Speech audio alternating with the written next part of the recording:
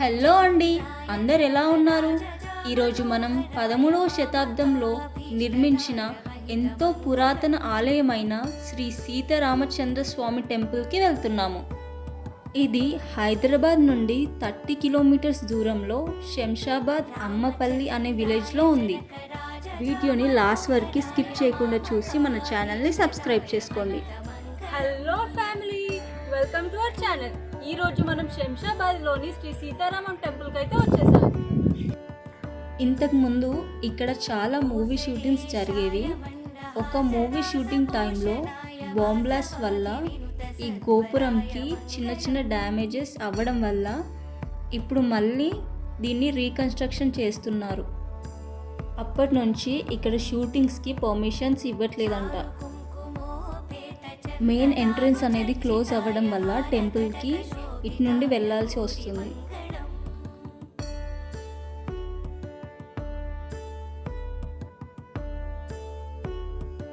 స్వామివారిని దర్శించుకోవాలంటే ఖచ్చితంగా సాంప్రదాయ దుస్తులు ఇంకా జడ అల్లుకొని వెళ్ళాలి. ఈ గుడికి 2 నీటి గుండాలు ఉన్నాయని, పూర్వం వీటిలోని ఒక గుండంలో రాజులు స్నానం చేసేవారని, మరో గుండాన్ని రాముడు చక్రతీర్థానికి ఉపయోగించేవారని చెప్తారు. ఇక్కడ గుడి ముందు ధ్వజస్తంభం, దీపస్తంభం ఒకే దగ్గర ఉన్నాయి. ఈ ప్రాంతానికి ఒక ప్రత్యేకత ఉంది. రాముడు అరణ్యవాసానికి వెళ్తున్నప్పుడు ఇక్కడే సేద తీరాడట. ఇక్కడ ప్రతి ఏటా శ్రీరామనవమి, శివరాత్రి ఉత్సవాలు వైభవంగా జరుపుతారు. సీతారామ లక్ష్మణుల ప్రతిమలు శిలా మరకత తోరణాలు కలిగి ఉండటం ఇక్కడ ప్రత్యేకంగా చెప్తారు. చూశారు కదా టెంపుల్ చూడ్డానికి ఎంత బాగుందో. ఈ ఆలయంలో కోదండ రాముడి విగ్రహం ఉంది. ఇక్కడ రాముడు తన కుడి చేతిలో బాణం మరియు ఎడమవైపు విల్లును పట్టుకొని ఉంటాడు. శ్రీరాముడు తన 14 సంవత్సరాల వనవాసంలో బస చేసిన ప్రదేశాల్లో మాత్రమే కోదండరామ ఆలయాలు ఉంటాయి. వనవాస సమయంలో ఇంకా హనుమంతుడు పరిచయం కాలేదు కాబట్టి ఈ గర్భగుడిలో హనుమంతుని విగ్రహం ఉండదు. గర్భాలయంలో సీతారామ లక్ష్మణులు కొలువై ఉండగా వారి ఎదురుగా ముఖమండపంలో హనుమంతుడు ఇంకా గరుత్మంతుడు కూడా కనిపిస్తారు.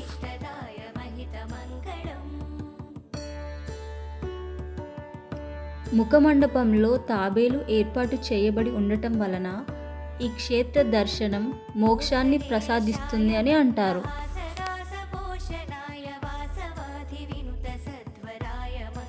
ఆలయం బయట మనకి శివాలయం, దాని పక్కనే హనుమంతుడి ఆలయం కూడా కనిపిస్తుంది.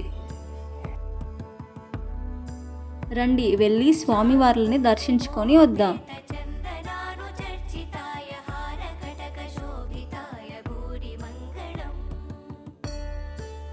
ఇక్కడ ఈ ఆలయంలో హనుమంతుడితో పాటు వినాయకుడు కూడా దర్శనమిస్తారు.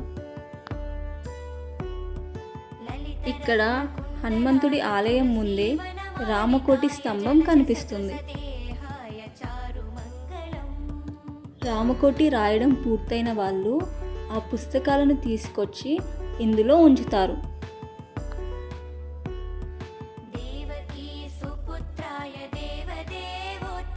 ఇందులో అయితే చాలా పుస్తకాలు ఉన్నాయి. ఈ కోనేరులోని నీళ్లతోనే స్వామివారికి పూర్వం చక్రతీర్థం చేసేవారంట. ఇక్కడ ఎప్పుడు చాలా ఫోటోషూట్స్ ఇంకా ప్రీ వెడ్డింగ్ షూట్స్ జరుగుతూనే ఉంటాయి. ఈ ప్లేస్ చూడడానికైతే చాలా అందంగా బాగుంది. నాకైతే చాలా నచ్చింది. ఈ టెంపుల్ సరౌండింగ్స్లో ఫోటోషూట్ కానీ ప్రీ వెడ్డింగ్ షూట్ కానీ తీసుకోవాలనుకుంటే 3000 వరకు పే చేయాలి. ఇదైతే ఒక మంచి పర్ఫెక్ట్ లొకేషన్ ఫర్ షూట్స్. చూడండి, ఆల్రెడీ ఇక్కడ వెడ్డింగ్ షూట్స్ ఇంకా ఫోటో షూట్స్ కూడా జరుగుతున్నాయి. రామదాస మృదుల హృదయ తామరస నివాసాయ స్వామి భద్రగిరివరాయ సర్వమంగళం, స్వామి భద్రగిరివరాయ సర్వమంగళం. మనం బయటికి వెళ్ళే దారిలో పెద్ద ఆంజనేయ స్వామి విగ్రహం దర్శనమిస్తుంది. రండి ఇక్కడ కూడా వెళ్ళి దర్శించుకుందాం. మీరు కూడా ఫ్రీ టైం చూసుకొని మీ ఫ్యామిలీతో వచ్చి తప్పకుండా ఈ టెంపుల్ని దర్శించుకోండి.